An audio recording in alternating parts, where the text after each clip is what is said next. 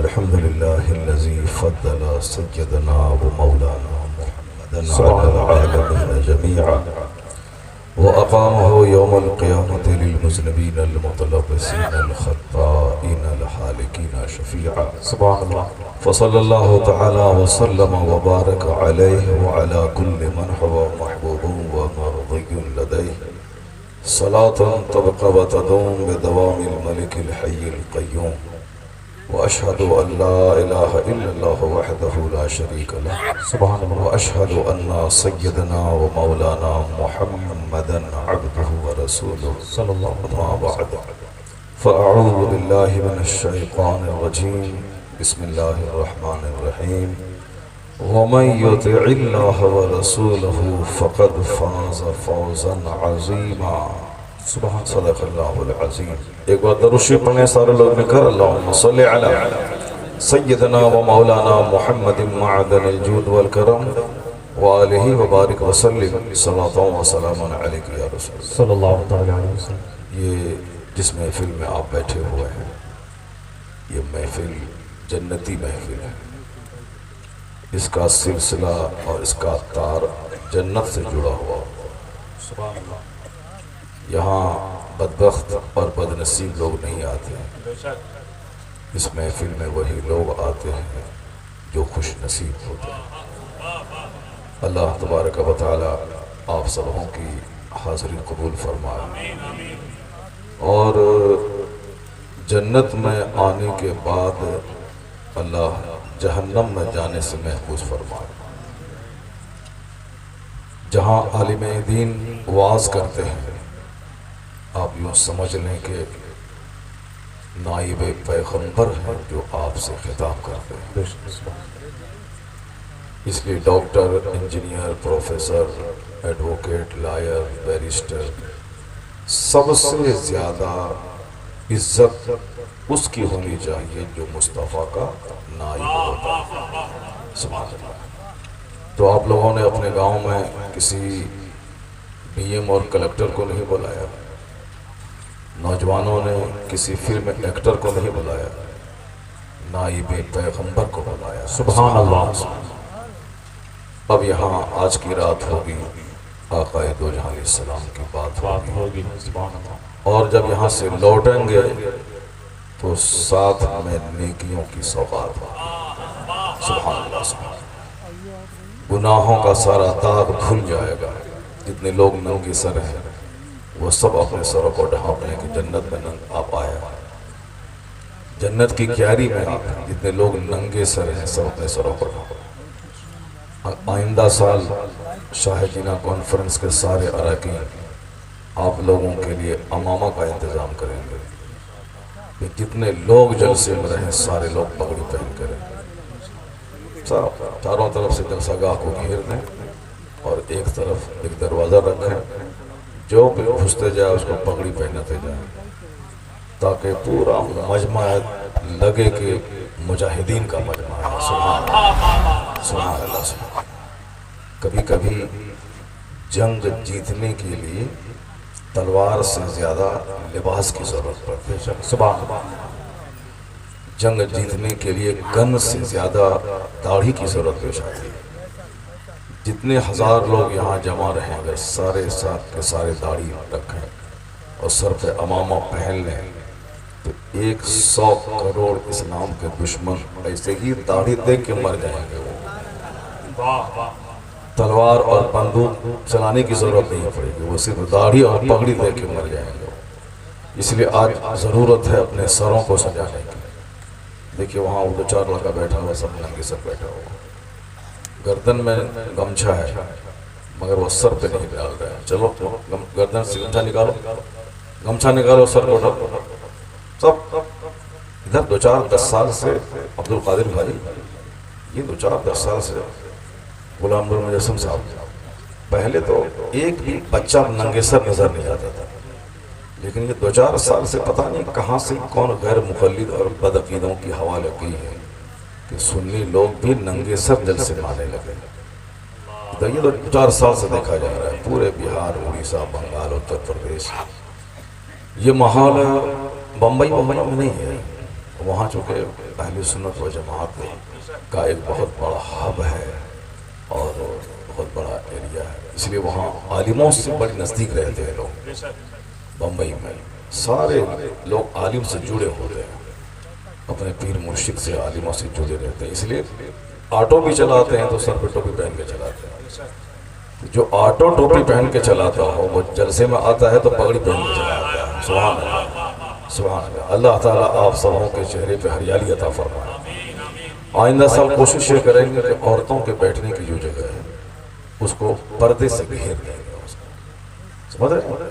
Half پردہ ہونا چاہیے تاکہ ہماری نظر ان پر نہ پڑے، آپ کی نظر ان پر نہ پڑے، اور وہ ان کی نظر بھی اجنبی مردوں پہ نہ ہو، وہ وہاں پردے میں رہیں اور پردے سے بیان سنیں۔ حالانکہ عورتوں کو مجلس میں آنا نہیں چاہیے، صدر الشریعہ نے لکھا ہے باہر شریعت میں کہ عورتیں اپنے گھر میں رہیں، شوہر غور سے تقریر سنیں اور یہ جا کے پوری تقریر اپنی بیوی کو سنا دیں۔ سبحان اللہ، سبحان اللہ۔ یہ ہے کہ وہ پردے میں بھی رہ گئے، گناہ بھی نہیں ہوا، اجنبی مردوں نے ان کو دیکھا بھی نہیں، اور واز بھی انہوں نے سن لیا۔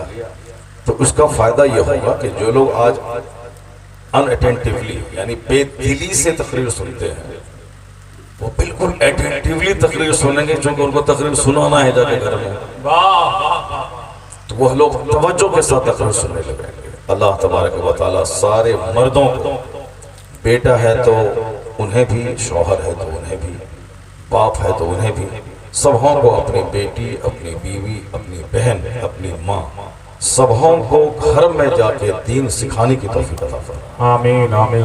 یہ ماحول بنانا ہوگا سبوں کو اپنے گھر میں دین سکھانے کا۔ پہلے ہمارے یہاں یہ ماحول تھا کہ گھر میں ناشتہ کھانے سے پہلے گھر کے سارے لوگ بیٹھتے تھے، 5 منٹ ایک حدیث پہ چرچا ہوتا تھا، تو اس کا نتیجہ یہ نکلتا تھا کہ جو ہمارے بچے مدرسے میں نہیں پڑھتے تھے وہ صرف باپ اور ماں کو دیکھ دیکھ کر مصطفیٰ کی 40 حدیث جان لیتے تھے، یاد کر لیتے تھے۔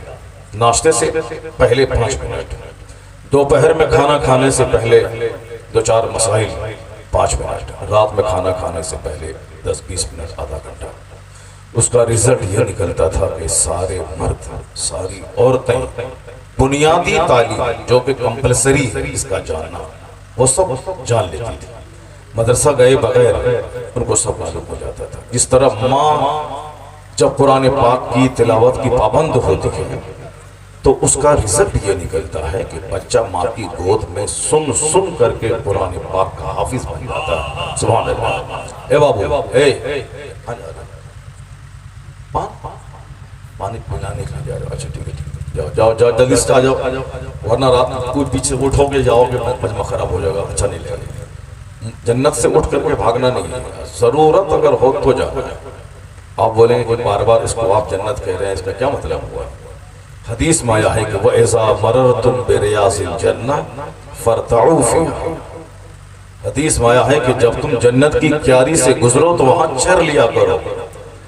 سوال ہوا کہ سرکار یہ جنت کی کیاری کیا چیز ہے؟ آقا فرماتے ہیں حلق الذکر، یعنی ذکر کی مجلس، یہ جنت کی کیاری ہے۔ سبحان اللہ۔ اور وہاں اللہ کا ذکر کر لینا گویا جنت میں چر لینا ہوگا۔ سبحان اللہ۔ آپ سبحان اللہ کہہ رہے ہیں، الحمدللہ کہہ رہے ہیں، اللہ اکبر کہہ رہے ہیں، یہ اللہ کا ذکر ہے۔ آپ تقریر سن رہے ہیں، یہ اللہ کا ذکر ہے۔ زبان سے سبحان اللہ کہنا بھی اللہ کا ذکر ہے، اور سننا دین کا یہ اللہ کا ذکر ہے۔ تو آپ جنت کی کیاری میں بیٹھ کر آپ چر رہے ہیں۔ جب یہاں سے اٹھیں گے تو اللہ الصمد، 1-2 نہیں، بے شمار نیکیاں ہوں گی جو آپ کے نام اعمال میں لکھی جا چکی ہوں گی۔ سب سے بڑا بینیفٹ جلسہ کروانے کا کیا ہوتا ہے معلوم ہے آپ کو؟ آپ کو معلوم ہوگا مگر میری زبانی سن لیجئے آپ۔ تاج اورنگ آبادی صاحب، تاج بھائی ماشاءاللہ کیا بات ہے، یہ کہتا رہے ہم 8 سال سے یہاں آ رہے ہیں شاہ جینا کانفرنس۔ آدمی 1 سال 2 سال سنتا ہے، بدلو چینج کرو اس کو دوسرا لاؤ۔ ایک خطیب کو سنو تو بس چینج کرو، ہاں بہت اچھا خطیب ہے اس سے نہیں، مگر چینج کرنا ہے، ہر سال بدلنا ہے۔ تو لوگوں کو چینج، یہ 8 سال سے انچینجیبل ہے، چینج ہی نہیں کر رہے ہیں۔ اس کا مطلب ہے کہ یہاں کے لوگ تاج بھائی کو بہت پسند کر رہے ہیں۔ سبحان اللہ۔ بہت اچھا پڑھتے بھی ہیں، اور ابھی ہم 15 سال پہلے جیسا دیکھے تھے 15 سال کے بعد ایسے ہی دیکھ رہے ہیں۔ ان کی زمین بڑی زبردست ہے۔ یہاں ہمارے عبدالقادر بھائی کو میں نے دیکھا تھا 5 سال پہلے، وہ چینج ہو گئے، تھوڑا لمبا اور زیادہ ہو گئے وہ 5 سال کے اندر۔ غلام نور مجسم بھائی تھے، یہ بھی چینج ہو گئے۔ رمضان سے پہلے پورا بال ایسے تھا، زلف لہراتا تھا ان کا، اور ابھی رمضان کے بعد دیکھیے بالکل زلف کٹ گیا۔ کیوں؟ یہ مدینہ سے آئے ہیں، عمرہ کر کے آئے ہیں۔ سبحان اللہ، سبحان اللہ، کیا بات ہے! آپ پورا مدینہ ہندوستان، پورا رمضان ہندوستان میں گزارے ہیں، یہ پورا رمضان مدینہ میں گزارا ہے، سبحان اللہ، حرمین طیبین میں گزارا ہے، تب یہ زبردست نعت پاک پڑھتے ہیں۔ تو لوگ ایک مہینہ پہلے ایک مہینہ بعد بدل جاتے ہیں، موری تاج بھائی 15 سال سے کچھ بھی نہیں بدلے، جبکہ ان کے سر کے بال سفید ہو جانا چاہیے، داڑھی کے بال سفید ہو جانا چاہیے، مگر الحمدللہ زمین کی بڑی ہارڈ ہے اور بڑی سخت ہے ماشاءاللہ۔ اللہ تبارک و تعالی سارے نعت پڑھنے والوں کو صحت اور تندرستی عطا فرمائے، آمین آمین، اور سب ذکر سننے والے کو اللہ تعالی تندرستی اور جوانی عطا فرمائے، آمین۔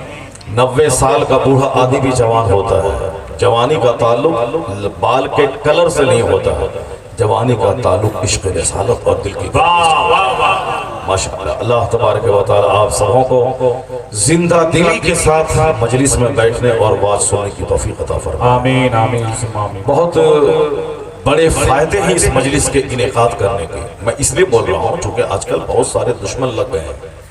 باہر کے دشمن تو ہے ہی کہ جلسہ بند کرواؤ، مائک بند کرواؤ، اندر کی بھی دشمن لگے جو ہمارا بھائی کہلاتا ہے، مولوی صاحب لوگ بھی، وہ لوگ بھی جلسہ بند کروانے کے چکر میں لگے ہوئے ہیں۔ وہ کہ جلسہ کرانے سے کیا فائدہ ہوتا ہے، جلسہ کرانے سے کیا 4 شاعر آئے، 2 خطیب آئے، مائکروفون لگایا گیا، بجلی بتی سجائی گئی، یہ 2-4 لاکھ خرچ ہو گئے، کیا بینیفٹ ہوا؟ کوئی فائدہ تو ہوا نہیں اس کا۔ یہ لوگ بھی جلسہ بند کروانے کے چکر میں لگے ہوئے، سارے لوگ نہیں، اگر یہ لوگ بند کرواتے تو جلسے میں آتے کیسے؟ یہاں جتنے لوگ بیٹھے ہوئے ہیں یہ سب جلسہ کے فیور میں ہیں، جو جلسہ کی مخالفت میں وہ نہیں آئے ہیں، وہ گھر میں آئے ہیں، وہ مخالفت کرتے ہیں کہ جلسہ کرانے سے کیا فائدہ ہے۔ اور اب میں آپ کو بتاتا ہوں کہ جلسہ کرانے سے کیا فائدہ ہے۔ آپ لوگوں میں سے کوئی مدرسہ جاتے ہیں کبھی کہ حضرت مجھ کو مصطفیٰ کی حدیث سنائی؟ کبھی نہیں جاتے۔ آپ کے بچے جاتے ہیں اور آپ نہیں جاتے، تو بچوں کے پڑھانے کی جگہ مدرسہ ہے، اور بچوں کے باپ کو دین کون سکھائے گا؟ جبکہ نماز میں کتنے فرائض ہیں اس کا جاننا سب کے لیے ضروری ہے۔ نماز کتنا بڑا فرض ہے یہ جاننا سب کے لیے ضروری ہے۔ قیامت کے دن سب سے پہلا سوال جس چیز کا ہوگا یہ جاننا سب کے لیے ضروری ہے۔ قیامت کے دن حج کا سوال پہلے نہیں ہوگا، چونکہ حج سب پر فرض نہیں، جو مالدار ہیں جو مکہ جا سکتے ہیں آ سکتے ہیں اس پر فرض ہے۔ روزہ رمضان میں 1 مہینہ فرض ہے، اور وہ بھی صحت مند تندرست مقیم ہر مسلمان عاقل بالغ مرد عورت پر فرض ہے۔ زکوٰۃ سب پر فرض نہیں ہے، زکوٰۃ اس پر فرض ہے جس کے پاس مال ہے، یعنی جو صاحب نصاب ہے، اس کے علاوہ جو مال ہے اس پر زکوٰۃ فرض ہے۔ اگر آپ کے پاس 1 لاکھ روپے ہیں، سال گزر گیا، تب اس میں سے 2500 روپے زکوٰۃ نکالنا۔ آپ کے پاس 1 کروڑ روپے ہیں، چاہے زیور کی قیمت ہو، چاہے آپ کے پاس بزنس میں جتنا مال لگا ہوا ہے اس کی قیمت ہو، چاہے فکس ڈپوزٹ ہو، 1 کروڑ اگر ہے تو 2.5 لاکھ روپے کمپلسریلی زکوٰۃ نکالنی ہے۔ 2.5 لاکھ میں اگر 1 روپیہ بھی آپ کا باقی رہ گیا زکوٰۃ نہیں نکالا تو سارے مال کو وہ ناپاک کر دے گا، اور ناپاک مال کھا کے جو زندہ رہے گا اس کا انگ ناپاک ہو جائے گا۔ اسی 80 قطرے خون سے 1 قطرہ منی کا بنتا ہے، اور اس منی کے قطرے سے بچہ پیدا ہوتا ہے۔ یہ بتائیں کہ بلڈ ہی جب ناپاک ہو گیا، منی کا قطرہ تو خود ناپاک ہے، اور پھر یہ بتائیں کہ ان کے بچے کتنے خطرناک ہوں گے۔ اگر زکوٰۃ کا 1 روپیہ رہ گیا سارے مال کو تباہ و برباد کر دیتا ہے۔ آج کل ہمارے بچے شریر ہو رہے ہیں، ہمارے بچے لچے لفنگے ہو رہے ہیں، ہمارے بچے ماں باپ کی بات نہیں مان رہے، ہمارے بچے آج عالم دین کی عزت نہیں کرتے۔ وہ کالج کے پروفیسر کو بہت دور سے بائک سے نیچے اتر کے ان کا پاؤں چھو کے ان کا رسپیکٹ کرتے ہیں، چونکہ وہ کیمسٹری پڑھاتا ہے، وہ فزکس پڑھاتا ہے، وہ میتھ پڑھاتا ہے۔ اس لیے ہم نے دیکھا اپنے بچوں کو، ہمارے بچے بائک روک دیتے ہیں۔ وہ ایک برہمن پروفیسر، راجپوت پروفیسر کالج کا فزکس پڑھانے والا، وہ راستے سے گزر رہا، یہ اتر جاتا ہے، ان کا پاؤں چھو لیتا ہے، کیوں؟ وہ ہمارے ٹیچر ہیں۔ یہ ٹیچر کا سمان راجپوت کا، برہمن کا، غیر مسلم کا میرے لوگ کرتے ہیں، ان کے لوگ تو کرتے ہی ہیں۔ جو ٹیچر فزکس پڑھائے ان کا یہ سمان کے پاؤں چھو لے، اور جو حدیث اور قرآن پڑھائے اس کا کتنا سمان ہونا چاہیے۔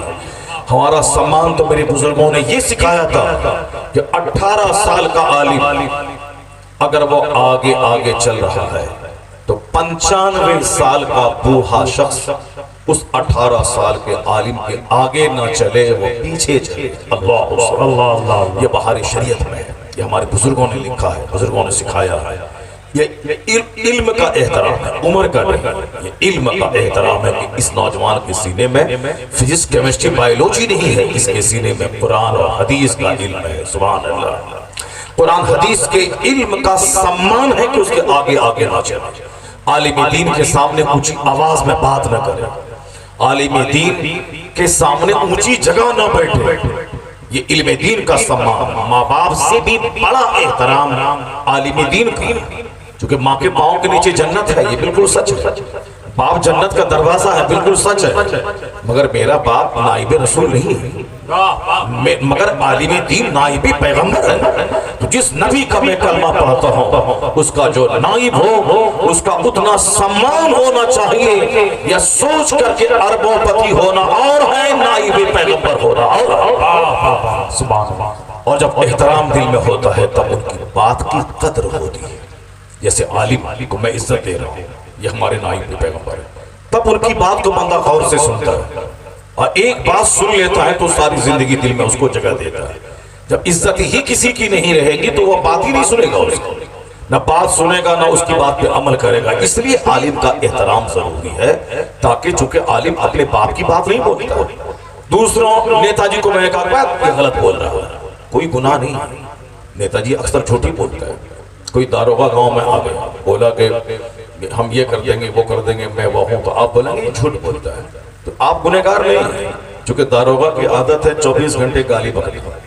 اگر کوئی گالی نہیں جانتا ہو، نہیں گالی کی ٹریننگ ہو، تو وہ 2 گھنٹہ داروغہ کے پاس بیٹھ جائے، اس کو 50 گالی آ جائے گی اس کو، چونکہ وہاں گالی کی ٹریننگ ہوتی ہے، جھوٹی بولتا رہتا ہے۔ اگر کوئی نہیں بولتا ہے تو الا ماشاءاللہ۔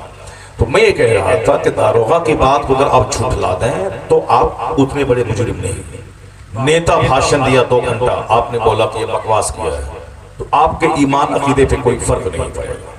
لیکن اگر آپ کا چچیرا بھائی عالم ہے اور آپ نے زمین جگہ کی دشمنی میں اس چچیرے بھائی جو عالم ہے ان سے آپ نے دشمنی بول لی، دشمنی ہو گئی، اس کو سلام نہیں کرنا ہے، اسے بات نہیں کرنی ہے۔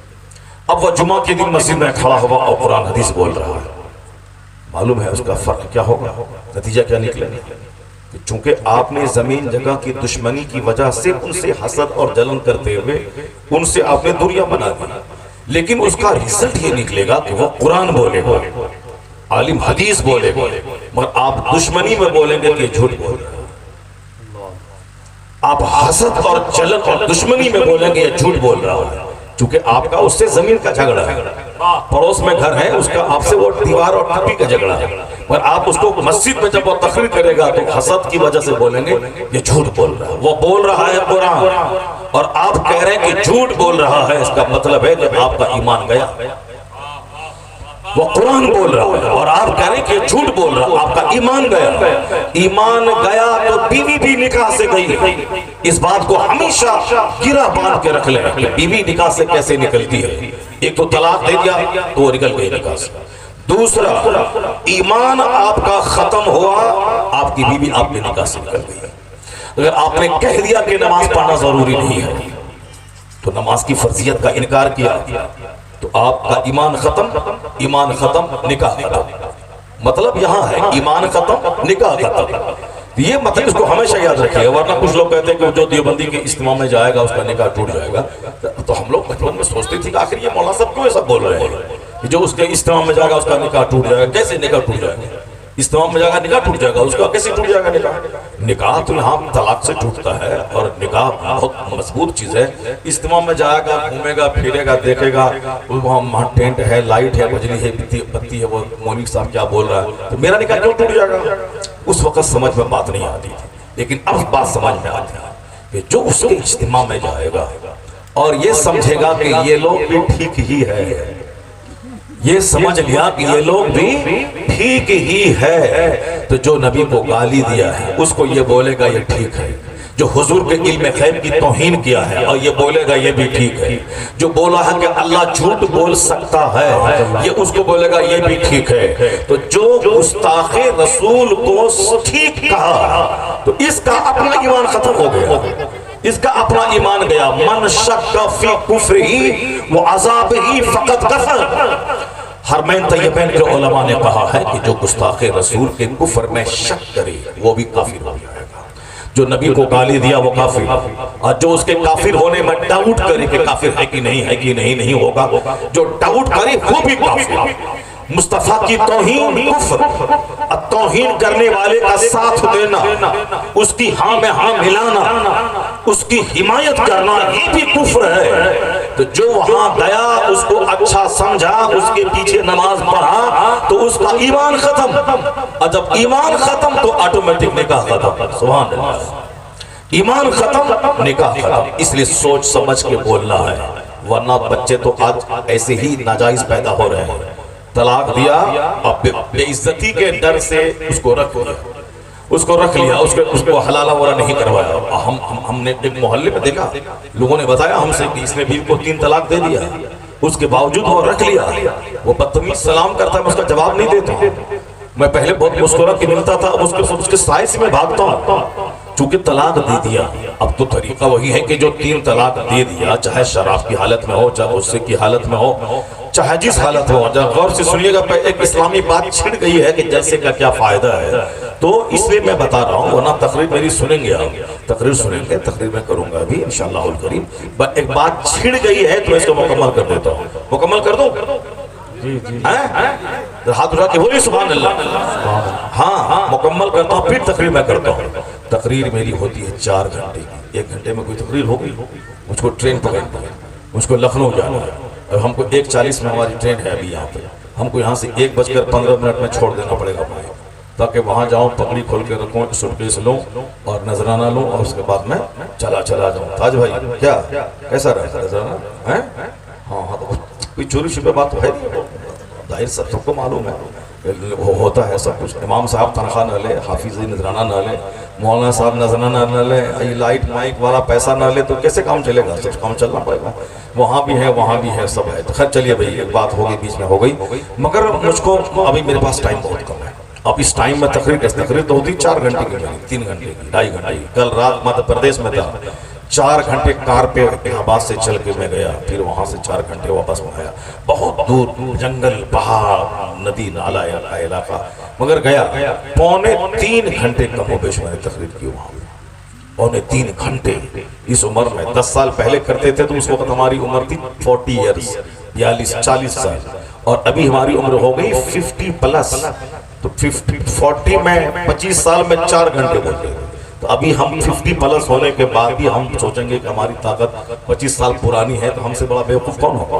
25 سال کی طاقت الگ ہے، 50 سال پلس والی طاقت الگ ہے۔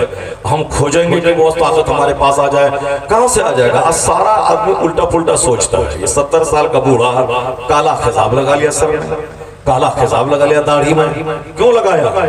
تاکہ وہ جوان دکھے، تو ٹھیک ہے بال کالا ہو گیا، مگر یہ ہڈی کو کیا کرے، یہ رگ کو کیا کرے، یہ کمر کو کیا کرے؟ اعلیٰ حضرت سے کسی نے پوچھا کہ بابا یہ کالا خضاب لگانا کیسا ہے؟ تو اعلیٰ حضرت نے بولا حرام۔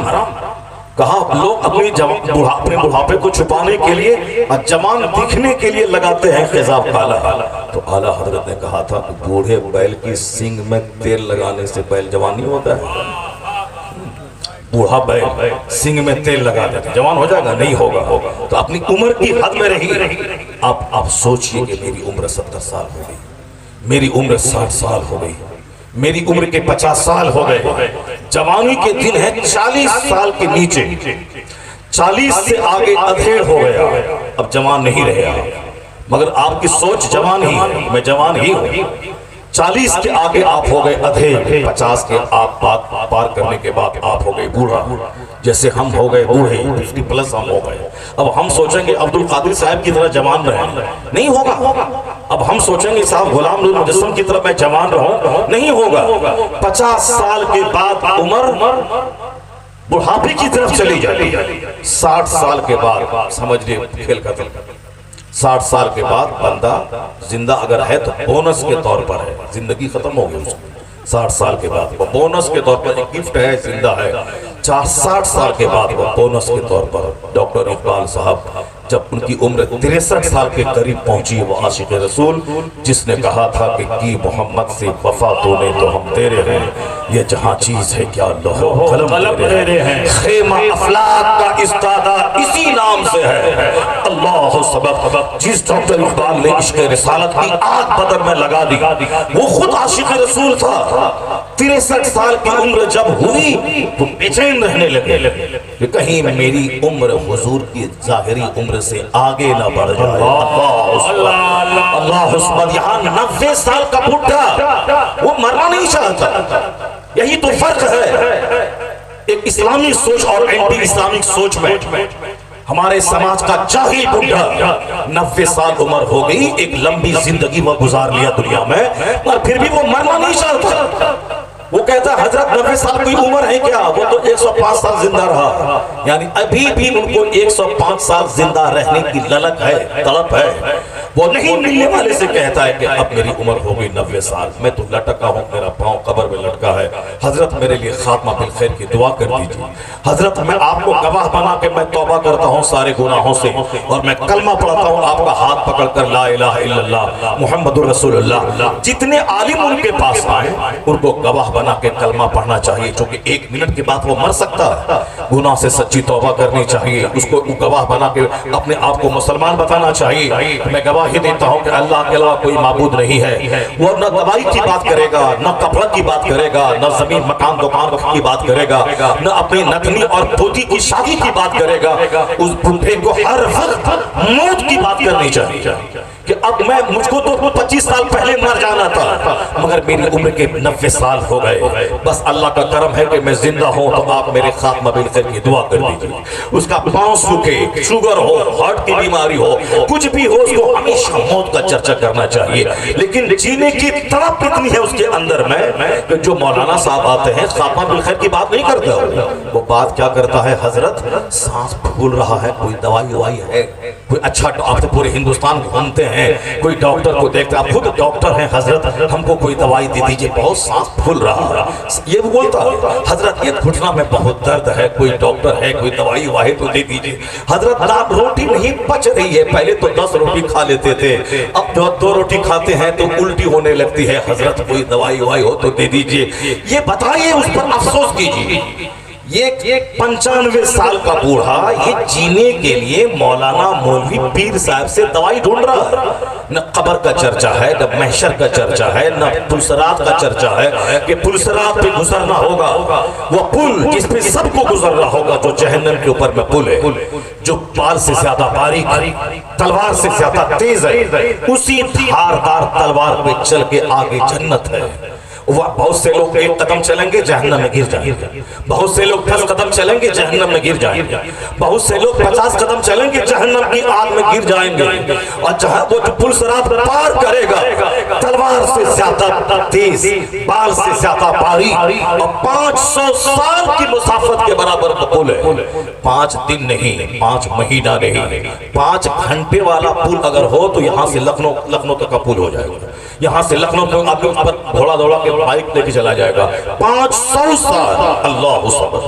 یہی تو فرق ہے، نیتا دنیا کی بات کرتا ہے، دنیا دار انجینئر ڈاکٹر پروفیسر صرف کھانے پینے مال متا کی بات کرتے ہیں، اور ایک عالم دین آخرت کی بات کرتا ہے، وہ جنت کی بات کرتا ہے، جسے پل صراط سے گزرنا ہے، جسے جہنم کے اوپر میں اس پل سے گزرنا ہے۔ 500 سال کی مسافت کے برابر ہے وہ پل، اس کے بعد ہی ہے جنت وہاں جانا ہے۔ کبھی یہ 95 سال کا بوڑھا اس پل صراط کی بات نہیں کرتا ہے کہ حضور اس پل پہ کیسے پار کریں گے، کوئی نسخہ بتائیے، کوئی سامان بتائیے، کوئی وظیفہ بتائیے، کیسے اس پل صراط سے گزرنا ہوگا۔ گزرنا تو سب کو ہوگا، جیسے موت کا مزہ سب کو چکھنا ہے، پل صراط سے بھی سب کو گزرنا ہے۔ حضور کوئی نسخہ بتا دیئے تاکہ آسانی سے گزر جائے۔ قبر میں رہنا ہے 5000 سال، قیامت قائم نہیں ہوگی ابھی، کل قیامت آ سکتی ہے، مگر آئی نہیں۔ جو لوگ 10,000 سال پہلے مر گئے وہ 10,000 سال سے قبر میں سناٹے میں ہے، مٹی میں ہے، عالم برزخ میں ہے وہ۔ قیامت کل بھی قائم ہو سکتی ہے لیکن 50,000 سال کے بعد بھی ہو سکتی ہے۔ تو قبر کی منزل ہزاروں سال، جہاں قیامت کا ایک دن 50,000 سال، اور جہاں پلسرات سے پار کرنا ہے 500 سال کے مسافت کے برابر۔ نیکی بدی تولی جائے گی ترازو پہ، ایک طرف نیکی ایک طرف بدی، نیکی ہے 1,00,000 اب برائی ہے 50,000 کروڑ، چونکہ سجدہ ہم کرتے ہیں دن میں جمعہ ایک جمعہ، اور یہاں گناہ کرتے ہیں ایک دن میں 1,000 بار۔ غیبت زنا سے زیادہ سخت گناہ ہے، میں مزہ لے کے کرتا ہوں۔ جھوٹ بولنا حرام ہے، روسی اس سے گھٹتی ہے، منہ سے بدبو پیدا ہوتی ہے، اور آج کل 90% لوگوں کے منہ سے بدبو آتی ہے، اس کے بدن سے بدبو آتی ہے، اس کی بولی سے بدبو آتی ہے۔ یقین نہیں آئے تو آج کے پاس سے آپ تجربہ کرنے لگی، جس کے پاس بیٹھے اس کے بدن سے بدبو آئے، اس کے منہ سے بدبو آئے، چونکہ جھوٹ بولنے والے کے منہ سے بدبو آتی ہے، جھوٹ بولنے والے کے منہ سے بدبو آتی ہے، جو غیبت کرتا ہے اس کے منہ سے پاخنی کی طرف بدبو آتی ہے۔ جو میری ماں بہن بیٹیاں ساس کی غیبت کر رہی ہے، فون پہ اپنی ماں سے فون کر رہی ہے، یہ بہت انتہائی گھٹیا عورت ہم کو مل گئی امی، یہ ہمیشہ گالی دیتی ہے، ہمیشہ ٹارچر کرتی رہتی ہے، میں ہزار کچھ کروں یا پھر بیٹی ماننے کو تیار نہیں ہے، مجھ کو یہاں رہنے کا من نہیں کر رہا ہے۔ وہاں سے ماں کیا بولتی ہے فون سے کہ تم ڈرنا ورنا مت، وہ ایک بات بولے تو 50 بات بولنا اس کو، وہ دب کے مت رہنا۔ اب یہاں ساس بہو میں جنگ ہوئی، شوہر نے طلاق دے دیا، اس کا ذمہ دار کون ہے؟ اس کا ذمہ دار ہے وہ ماں جس ماں نے اپنی بیٹی کو صبر کرنا نہیں سکھایا، جس ماں نے اپنی بیٹی کو ساس سے لڑنا سکھایا ہے، اسی کا نتیجہ ہے کہ ہو گئی طلاق۔ یہاں تو کنواری 18 سال کی لڑکی کی شادی نہیں ہو رہی ہے، 50 مہمان آئے چلے گئے، شادی نہیں ہو رہی، اور جن کی شادی ہو چکی ہے، جو شوہر کے ساتھ 2 سال رہ چکی ہے، ایک بچے کی ماں ہو چکی ہے، اس کو جو شوہر طلاق دے دے تو کون اس کو نکاح کا پیغام دے گا؟ اس لیے میری ماں بہن بیٹی، جب تیری بیٹی وہاں سے فون کر کے ساس کی شکایت کرے تو کو کہنا خبردار، اگر میں تیری ماں تجھ کو 50 گالی دوں تو تو اس کو برا نہیں مانتی ہے، یہ جان لے کہ وہ تیرے شوہر کی ماں ہے، وہ ہزار کچھ بولے تم اس کا جواب مت دینا، وہ بول بول کے تھک جائے گی، ایک دن تیرا صبر اس پہ حاوی ہو جائے گا، وہ اپنا دل تیرے پاؤں کے نیچے بچھا دے گی، جب وہ دیکھے گی میں گالی دیتی ہوں یہ صبر کرتی ہے، میں ان کو مارنے دوڑتی ہوں یہ صبر کرتی ہے، ان کے سینے میں ہے دل، جب صبر کرے گی تو جو تلوار سے جو اس کے دل کو مسخر نہ کر سکے وہ تیرا صبر اس کے سینے کو توڑ دے گا، ایک دن آئے گا کہ وہ اپنا دل تیرے پاؤں کے نیچے بچھا دے گا۔ نعرہ تکبیر! گھر کو آباد کرنے کا بہتر طریقہ ہے کہ ایک ماں اپنی بیٹی کو فون پہ بولے، شوہر کا احترام بتائے، شوہر کا احترام بتائے، شوہر کی ماں کا احترام بتائے کہ شوہر تمہارا سرتاج ہے اور تمہارے مالک و مختار کی ماں ہے، وہ مالک و مختار کی ماں ہے، اپنے شوہر کی محبت میں شوہر کی ماں سے پیار کرنا ہے، وہ مجھ سے زیادہ ان کو سمان دے، رانی بن کے تو رہے گی، اب تو میرے گھر میں نہیں رہی، اگر لوٹ کے آ گئی تو خاندان کی ناک کٹ جائے گی کہ اس کی لڑکی کو طلاق ہو گیا، وہ بیوہ ہو گئی، پھر تم دوبارہ لوٹ کے آئی اپنے بھائی کے لیے بوجھ بن جائے گی، تو تم آج سہاگن ہے اسی شوہر کی وجہ سے، جب تک وہ زندہ ہے تو بیوہ نہیں سہاگن ہے، جب سہاگن ہے وہ اس کی وجہ سے تو اس کی ماں ہے، وہ شوہر کی ماں ہے، شوہر کی قدر اور شوہر کی ماں ہے، وہ اس کی عزت کر، مگر نہیں 1 گھنٹے تک بیٹی غیبت کرتی رہتی ہے، ایک بار بھی ماں اس کو سمجھاتی نہیں ہے غیبت کرنا حرام ہے، اور الغیبت اشد من الزنا، غیبت زنا سے زیادہ سخت ہے۔ اے اللہ اے اللہ اے کالا کملا کھایا بڑے یہ ناچ ہے، ٹناٹوں گی ہٹنا ہے کیا سوچا تھا؟ جلسے میں کیوں آیا تھا؟ کوئی رنڈی آ کے ناچے گی اسی لیے آیا تھا؟ رنڈی ناچ نہیں رہی ہے، بھاگ رہا ہے۔ جلسے کا مطلب ہے کہ وہاں دین سکھایا جائے، جلسے کا مطلب ہے نبی کی بات بولی جائے، جلسے کا مطلب ہے حدیث بولی جائے، جلسے کا مطلب ہے قرآن بولا جائے، جلسے کا مطلب ہے زندگی سنوارنے اور سجانے کی بات کی جائے گا، جلسے کا مطلب ہے سماج کی برائیوں کو بیان کر کے اس کی اصلاح کی کوشش کی جائے گا، جلسے کا مطلب ہے کہ بیماری کی تشخیص ہوگی اس کا علاج کیا جائے گا۔ تب جلسہ جب تم جلسہ میں آیا ہی ہے حدیث سننے کے لیے بھاگتا کیوں ہے؟ جب آیا ہی ہے قرآن سننے کے لیے بھاگتا کیوں ہے؟ میں کوئی لطیفہ بول رہا ہوں؟ میں کوئی کہانی بول رہا ہوں، میں کوئی قصہ بول رہا ہوں، نہیں بول رہا ہوں، میں حدیث بولتا ہوں، میں قرآن بولتا ہوں، حدیث قرآن کا جو مفہوم ہوتا ہے وہ بولتا ہوں۔ پھر تم بھاگتا کیوں ہے؟ بھاگو مت، جو یہ جنت سے بھاگے گا تو کہاں جائے گا؟ جہنم ہی جائے گا، جہنم ہی جائے گا۔ جنت سے بھاگو مت، جنت میں رہو، جنت میں رہو، یہاں بیان سنتے رہو، آنسو بہاتے رہو، روتے رہو، سینے کا گھمنڈ دور کرتے رہو۔ آج گھمنڈ سماج کو جینے کی جگہ بنا کے رکھا ہے۔ گھمنڈ نے سماج میں آگ لگا دیا ہے، گھمنڈ سماج کو چھوڑنے پر مجبور کر رہا ہے۔ امیر غریب سے چڑ رہا، غریب امیر سے چڑ رہا، پڑوسی پڑوسی سے چڑ رہا ہے۔ تم جنگل میں جا کے گھر بنا لے، نہیں جی پائے گا۔ جنگل میں کتا بن کے، شیر بن کے، بلی بن کے، بھالو بن کے رہنا پڑے گا۔ انسان کو انسان سے راحت ملتی ہے، تو ہمارے لیے انسانی سماج ہے یہ۔ اب یہاں جو تو پڑوسی سے لڑے گا، آگے والے سے لڑے گا، ساس سے لڑے گا، بہو سے لڑے گا، اپنی بیوی سے لڑے گا، اپنی پڑوس سے لڑے گا، تو پھر کہاں جائے گا؟ اسی لیے آج ہم شوہر ہیں، ہم گھر میں رات میں آئے، سوئے، صبح چلے گئے، لیکن 24 گھنٹے ایک بہو اور ساس کو ایک جگہ رہنا ہے۔ 24 گھنٹے ایک بھابھی اور نند کو ایک جگہ رہنا ہے۔ اسی میں دشمنی ہے، اسی میں ترار ہے۔ اس لیے مردوں کے مقابلے میں عورتیں زیادہ بیمار پڑتی ہیں، مردوں کے مقابلے میں عورتوں کو زیادہ ہارٹ کی بیماری ہے، مرد کے مقابلے میں عورتوں کو زیادہ شوگر کی بیماری ہے، مرد کے مقابلے میں عورتوں کا برین ہیمریج زیادہ ہو رہا ہے، مرد کے مقابلے میں عورتوں کو پھیپھڑے کا مرض زیادہ ہو رہا ہے، مرد کے مقابلے میں گھٹنے اور ٹخنے کا درد عورتوں کو زیادہ ہو رہا ہے، مرد کے مقابلے میں عورتوں کا کولیسٹرول زیادہ بڑھ رہا ہے۔ کیوں؟ اس لیے کہ ہر وقت وہ تناؤ میں رہتی ہے، ہر وقت وہ ٹینشن میں رہتی ہے۔ ہم تو گھر میں آئے، شکایت سنے بیوی کی اور چلے گئے کام پہ، اب 8 گھنٹے باہر ہیں، بیوی اپنے گھر میں ہے، ٹینشن مکت ہے ہم، لیکن وہاں تو 24 گھنٹے ساس اور بہو ایک آنگن میں رہنا ہے اور ایک دوسرے سے بات نہیں کرنا ہے۔ وہ جو ٹینشن میں بہو رہے گی، وہ ٹینشن میں ماں رہے گی، ساس رہے گی۔ وہ ساس کیا ہے؟ وہ میری ماں ہے، وہ میری ماں ہے۔ یہ بہو کیا ہے؟ یہ میری بیوی ہے۔ یہ بیمار پڑے گی تو پیسہ میرا خرچ ہوگا، ماں بیمار پڑے گی تو پیسہ میرا ہی خرچ ہوگا، اور میں بیٹا میں سوچتا ہوں کہ ماں بھی خوش رہے اور میری بیوی بھی خوش رہے، اس لیے میں بیوی کے پاس جا کے کہتا ہوں کہ 500 روپیہ تیرے لیے ہے، اور ماں کے پاس جا کے چپکے سے کہتا ہوں کہ 300 روپیہ آپ کے لیے ہے، مگر اس کے سامنے میں 300 دے دوں تو یہ ہارٹ اٹیک کر جائے گی، یہ ہارٹ اٹیک اس کا ہو جائے گا، یہ برداشت نہیں کر پائے گی کہ میں ماں کو تم نے آپ نے اتنا دے دیا۔ اس لیے ایک مرد دونوں کو عورت سمجھ کر ان کو بھی کہتا ہے کہ تو ٹھیک ہے، اچھی ہے تو یہ 1000 روپے لے لے، پھر چپکے سے ماں کے پاس جاتا ہے، ماں آپ بہت اچھی ہیں، آپ کی کوئی غلطی نہیں ہے، ماشاءاللہ آپ ہماری ماں ہیں، آپ قابل احترام ہیں، یہ 1000 روپے آپ لے لیں۔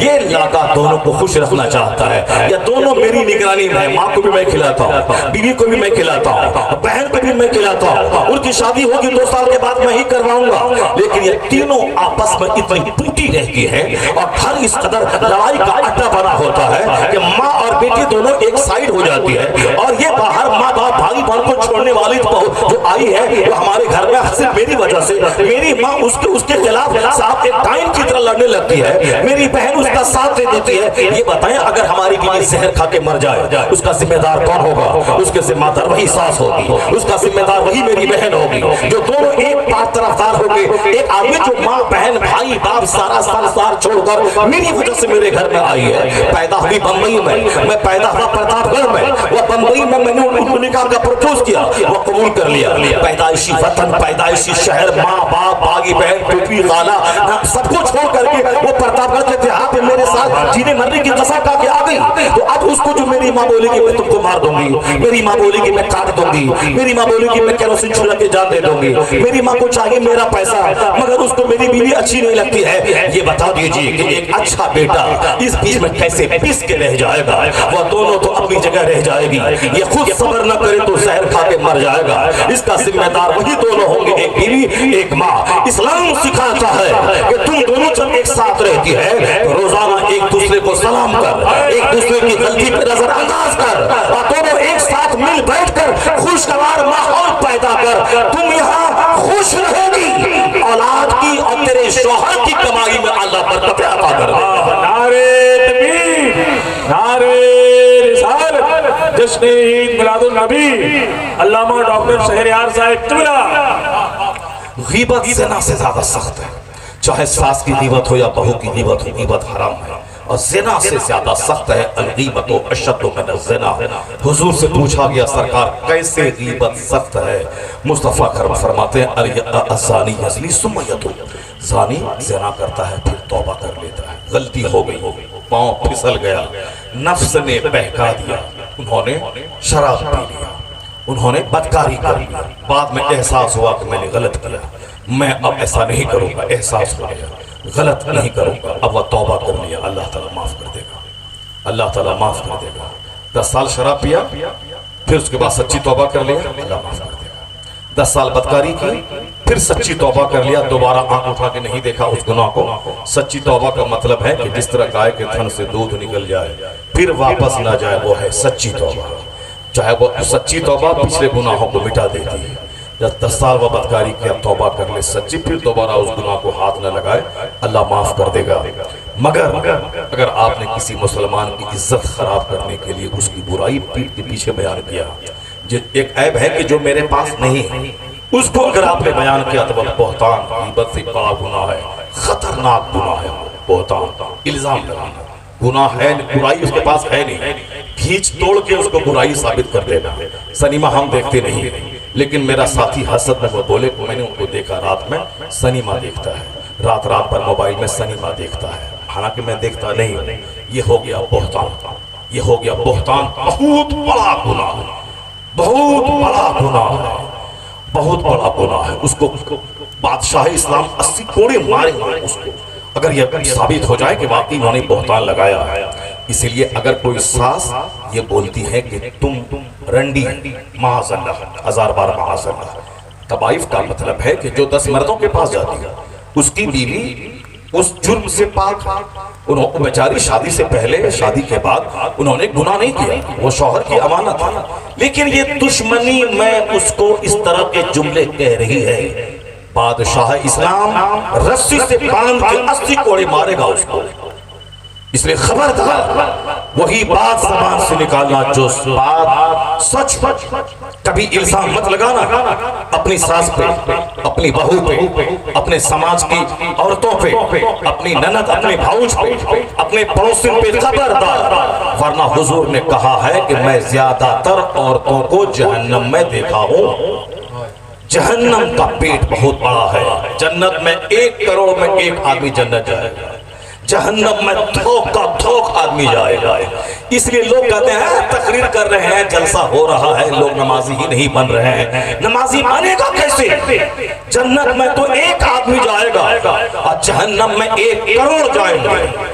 اس لیے سچا کم ہے، جھوٹا زیادہ، نمازی کم ہے، بے نمازی زیادہ، عزتدار کم ہے، شرابی زیادہ، پرہیزگار کم ہے، زناکار زیادہ، نیک پرہیزگار کم، بولنے والے کم ہے، غیبت چغلخوری کرنے والا زیادہ، اگر جلسے میں آنے والا کم ہے، ناچ دیکھنے والا زیادہ، عالم کی گفتگو سننے والا کم ہے، نیتا کا بھاشن سننے والا زیادہ، اور پھر قرآن پڑھنے والا کم ہے، اخبار پڑھنے والا زیادہ، نماز پڑھنے والا کم ہے، سنیما دیکھنے والا زیادہ، تو پریشان مت ہوگا، جنت میں کروڑوں میں کوئی جائے گا اور جہنم میں تھوک کا تھوک جائے گا۔ اور سن لے، روزی روٹی سب کے لیے ہے، شراب پیے اس کو بھی روزی ملے گی، کوئی زنا کرے اس کو بھی روزی ملے گی، کوئی اندھا سانپ ہو اسے بھی روزی اللہ دیتا ہے، سمندر کی فیل مچھلی اللہ اسے بھی روزی دیتا ہے، کوئی اللہ کا انکار کرے کہ اللہ نہیں ہے اس ناستک کو بھی اللہ روزی دیتا ہے،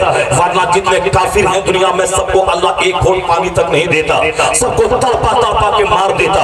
اور حدیث میں آیا ہے لو کانت الدنیا تعدل عند اللہ جناح بعوضہ ما سقى کافرا منها شربۃ ماء، حدیث میں آیا ہے، سن لے غور سے، کبھی للچائی نگاہ سے اللہ کے کو گالی دینے والوں کے محل کو مت دیکھنا، اسلام مٹانے کی بات جو کر رہا ہے کبھی اس کی بلڈنگ کو مت دیکھنا، کبھی اس کی نوکری، اس کی گاڑی، اس کے منترالے کو مت دیکھنا جو اسلام کے خلاف زہر اگل رہا ہے۔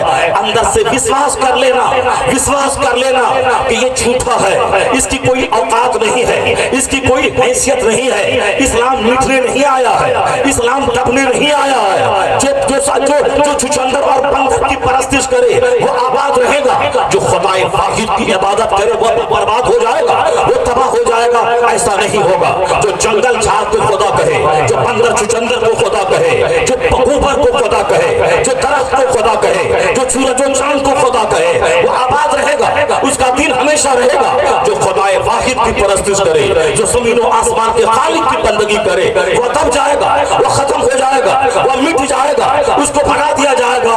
نہیں ہوگا ایسا، اس لیے نہیں ہوگا کہ باطل دبنے آیا ہے، حق بلند ہونے آیا ہے۔ اللہ کا دشمن تباہ و برباد ہوگا، اللہ ہمیشہ سے ہے، ہمیشہ رہے گا۔ پہلے بھی لوگوں نے دشمنی کیا ہے، اسلام مٹا دیں گے، قرآن مٹا دیں گے، مدرسہ مٹا دیں گے، مسجد مٹا دیں گے، جلسہ مٹا دیں گے، مگر 1500 سال کے اندر میں کیا ہوا؟ جو مٹانے کی بات کر رہا تھا وہی مٹ گیا، اس کا خاندان مٹ گیا، اس کا دادا نانا مٹ گیا، اس کی بستی مٹ گئی، اس کا شہر مٹ گیا، مگر آزان نہیں مٹی، نماز نہیں مٹی، قرآن نہیں مٹا، اسلام نہیں مٹا، جلسہ نہیں مٹا، کوئی دل باقی رہے گا، نیک چمن رہ جائے گا، پر رسول اللہ کا دین حسن رہ جائے گا۔ نعرے تکبیر، نعرے رسالت، شاہد الہ کانفرنس، نعرے تکبیر، نعرے رسالت۔ کون بولا تم سے اسلام مٹ جائے گا؟ چچندر، بندر، وہ بندر کے بولنے سے اسلام مٹ جائے گا، اس چچندر کے بولنے سے اسلام مٹ جائے گا، اس ضمیر فروش کے بولنے سے اسلام مٹ جائے گا، جو ساری زندگی ناپاک رہتا جسے پخانہ دھونے کا شعور نہیں ہے، وہ زندہ رہے گا، اسلام مٹ جائے گا۔ ان ناپاکوں کی بات پہ دھیان مت دینا، ان ناپاکوں کے بولنے سے کچھ نہیں ہوگا۔ میرا خدا کہتا ہے هو الذی ارسل رسولہ بالہدی ودین الحق لیظہرہ علی الدین کلہ۔ وہ اللہ ہے جو ہدایت کے ساتھ اپنے رسول کو بھیجا اور اسلام کے ساتھ بھیجا تاکہ اس مذہب کو سارے مذاہب پہ غالب کر دے۔ تو اللہ کہتا ہے یہ مذہب غالب ہو کے رہے گا، ہر گھر میں اسلام پہنچے گا، ہر درخت میں اسلام پہنچے گا، ہر محل میں اسلام پہنچے گا، ہر ملک میں اسلام پہنچے گا، ہر اسٹیٹ میں اسلام پہنچے گا، ہر مکتب میں اسلام پہنچے گا، ہر پارلیمنٹ میں اسلام پہنچے گا۔ نہیں تجھے معلوم میں جھوٹا مگر میرا مصطفیٰ سچا، میری نبی سچے، مصطفیٰ سچے، اور حضور کہتے ہیں لا یبقى على ظہر الارض بیت مدر ولا فقر الا ادخلہ اللہ کلمۃ الاسلام۔ رسول کہتے ہیں سچے رسول، اس زمین کا کوئی کچا گھر نہیں بچے گا مگر اللہ وہاں اسلام کا کلمہ داخل فرما دے گا، کوئی پکا گھر نہیں بچے گا مگر وہاں اسلام کا کلمہ داخل فرما دے گا۔ جھوٹا جھوٹا ہے، مصطفیٰ سچوں کے سردار ہے، وہ سرداروں کا کیا کہتے ہیں؟ ہر مٹی کے گھر میں اسلام پہنچے گا، ہر پختہ گھر میں اسلام پہنچے گا، ہر ملک میں اسلام پہنچے گا۔ اس لیے مصطفیٰ کا قول سچا ہو کے رہے گا۔ اس لیے میرا عقیدہ ہے آپ کو بھی عقیدہ ماننا پڑے گا۔ امریکہ کا مذہب مذہب اسلام، یورپ کا مذہب مذہب اسلام، آسٹریلیا کا مذہب مذہب اسلام، افریقہ کا مذہب مذہب اسلام۔ جس قدر سورج و چاند کو زوال نہیں ہے، ایک سورج ایک چاند، اسی طرح ایک خدا، ایک رسول، ایک قرآن، ایک مذہب اسلام۔ جب تک یہ سورج چاند رہے گا اسلام کی عظمت کا ڈنکا دنیا میں بجتا رہے گا۔ واہ واہ واہ واہ۔ اس بات کو بھی گرا باندھ کر رکھے، نہیں ہوگا۔ ہم جھوٹے ہیں ہم تباہ ہوں گے، ہم بے نمازی ہیں ہم مارے جائیں گے، ہم جھوٹے ہیں ہم برباد ہوں گے، ہماری روزی گھٹے گی، ہمارے گھر سے برکت ختم ہو جائے گا، ہم تباہ و برباد ہو جائیں گے۔ گاؤں میں سارے لوگ بے نمازی ہیں، گاؤں میں زلزلہ آئے گا، سارے لوگ زمین میں دھس جائیں گے، اپنے گھر کے ہی ملبے میں سب سڑ جائیں گے۔ جیسے ترکی میں زلزلہ آیا، 50,000 لوگ مارے گئے، سب اپنے ہی مکان کے ملبے میں سڑ گئے، کوئی نکالنے والا نہیں ملا۔ تو ہم بدکار ہیں، ہم سڑ جائیں گے، ہم بدکار ہیں، طوفان آئے گا سارے گاؤں کو بہا لے جائے گا، ہم بدکار ہیں، زلزلہ آئے گا ہم زمین میں دھس جائیں گے۔ لیکن اسلام کو کبھی سوال نہیں ہوا ہے، نہ ہوا ہے، نہ آج ہے، نہ قیامت تک ہوگا۔ کیوں؟ اس لیے کہ اسلام سچائی کا مذہب ہے، اسلام صداقت کا مذہب ہے، اسلام ظلم مٹانے آیا ہے، اسلام حق پھیلانے آیا ہے، اسلام ہمیں جہنم سے بچا کر جنت میں داخل کرنے آیا ہے۔ اس لیے اسلام ہمیشہ کہتا ہے جھوٹ مت بولو، شراب مت پیو، زنا مت کرو، غیبت مت کرو، چغلخوری مت کرو، پڑوس کو مت ستاؤ، بولی میں شیرنیت لاؤ، گھمنڈ اور غرور مٹا دے، حسد مٹا دے، جلن مٹا دے، تمام ریاکاری مٹا دے، ڈھونگ مٹا دے، تمام لالچ مٹا دے، ہرس مٹا دے۔ اسلام تمام برائیوں کو مٹانا چاہتا ہے، ساری اچھائی نافذ کرنا چاہتا ہے۔ इस अच्छे मजहब को कभी सवाल होगा नहीं होगा। एक कलमा पढ़ने वाला था सिद्दीक अकबर, दुश्मन ने बोला इस्लाम मिटा देंगे। दूसरा कलमा पढ़ने वाला ज़ैद इब्न हारिसा आया, दुश्मन बोला इस्लाम मिटा देंगे। तीसरा कलमा पढ़ने वाला मौला अली आ गए, दुश्मन ने बोला इस्लाम मिटा देंगे। चौथा कलमा पढ़ने वाली जनाब खदीजा आ गई। ये चार लोगों ने कलमा पढ़ा था। जब दुश्मनों को भनक लगी बोला इस्लाम मिटा देंगे। 40 लोगों ने कलमा पढ़ लिया। फिर जब भनक लगी बोला इस्लाम मिटा देंगे। 4000 लोगों ने कलमा पढ़ लिया। फिर भनक लगी 4 लाख लोगों ने कलमा पढ़ लिया। फिर दुश्मनी बढ़ गई 4 करोड़ लोगों ने कलमा पढ़ लिया। फिर दुश्मनी बढ़ी 4 करोड़ लोग 40 करोड़ ने कलमा पढ़ा। अभी 50 साल से तो मैं सुन रहा हूँ, नेता बोलता है इस्लाम खतरे में है, नेता बोलता है इस्लाम खतरे में है, और मौलवी साहब बोलते हैं मस्जिद में इस्लाम खतरे में है, मुकर्रिर बोलता है इस्लाम खतरे में है। 50 साल उम्र हो गई, 5 साल में छांट दो तो 45 साल से मैं सुन रहा हूँ इस्लाम खतरे में है। मैं पढ़ता था मैट्रिक में स्कूल में, उस वक्त मेरा स्कूल का टीचर था, ट्यूशन पढ़ाने वाला, वो बोलता था इस्लाम खतरे में है। उसके बाद जब आया तो मुकर्रिर और नकीब लोग लतीफा में बोला इस्लाम खतरे में है, इस्लाम बहुत पीछे है, इस्लाम खतरे में है। नकीब लोग हंसाने के लिए बोलता है इस्लाम बहुत पीछे है, इस्लाम खतरे में है। आज भी नेता बोलता है इस्लाम खतरे में है। वोट लेना है तो इस्लाम खतरे में है, जगह बचानी है तो इस्लाम खतरे में है। मौलाना बोलता, पीर बोलता, फकीर बोलता, नेता बोलता, सब बोलता इस्लाम खतरे में है। तो 50 साल में तो इस्लाम को मिट जाना चाहिए, इस्लाम को तो खत्म हो जाना चाहिए, क्योंकि हमारा भी नेता बोलता है और वो भी बोलता है इस्लाम खतरे में, इस्लाम मिटा देंगे। मगर इस्लाम का मसाज नहीं समझते। 1500 साल के अंदर में जहां दुश्मनी बढ़ती जाती है, इस्लाम मानने वालों की तादाद में इजाफा होता चला जाता है। तो आज से 50 साल पहले हिंदुस्तान की आबादी थी 12 करोड़ और 50 साल के बाद आज आबादी है 40 करोड़।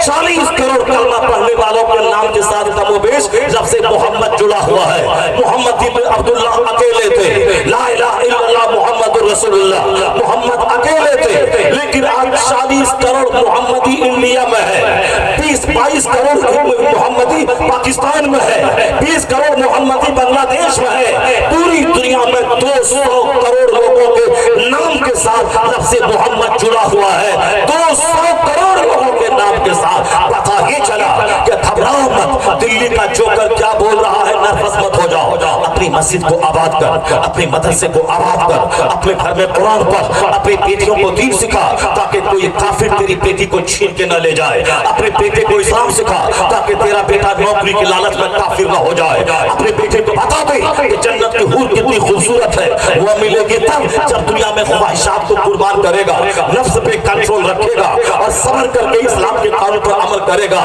जहां मरेगा वहां चांद से ज्यादा खूबसूरत जो थूक दे तो समंदर का पानी मीठा हो जाए, वो 70 हूरें तेरे निगाह में आएंगी। मगर दुनिया में शर्त करना होगा, दूसरों की बहू बेटी पे बुरी निगाह न डालना होगा, वहां मटक के बात में करनी होगी, रात भर मोबाइल से कनेक्शन रखना पड़ेगा। चाहे 1000 खूबसूरत लड़की हो निगाह उठा के मत देख, 1000 खूबसूरत लड़का हो निगाह उठा के मत देख। अपनी बेटी की गुट्टी में पिला दे, वरना ये काफिर एक प्लान के तहत तेरी सारी बेटी को छीन लेगा।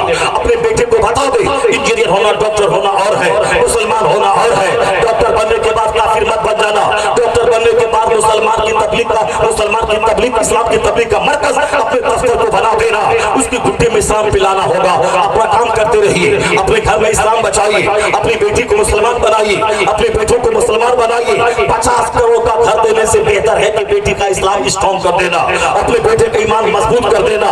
यहाँ पर मकान बना दिया, यहाँ बेटी काफिर के साथ भाग गई, क्या फायदा हुआ?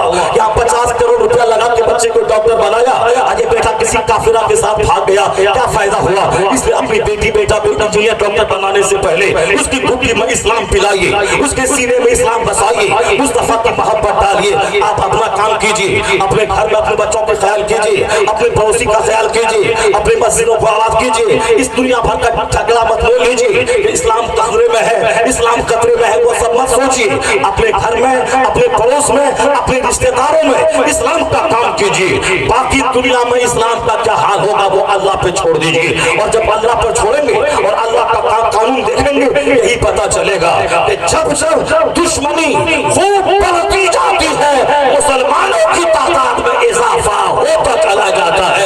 एक था, आज 200 करोड़ लोग हो गए, इसलिए इस्लाम न खतरे में था, न है, न طرف تعلیم دیتا رہے آپ گھبرائیے مت، وہ بولتا رہے مٹھا دیں گے گھبرائیے مت، اور آپ خوش ہو جائیے کہ جتنا یہ چلائے گا اتنا زیادہ مصطفیٰ کے غلاموں کی تعداد میں اضافہ ہوتا جائے۔ نعرے تکبیر، نعرے رسالت۔ علامہ ڈاکٹر شہریار صاحب قبلہ مسجد اعلیٰ حضرت۔ کمزور مذہب نہیں ہے، اتنا کمزور نہیں کہ جو چاہے کھیرا اور مولی اور گاجر کی طرح اٹھا کے پھینک دے، اتنا کمزور نہیں ہے۔ اللہ ہے، اللہ ساری زمین کا خالق۔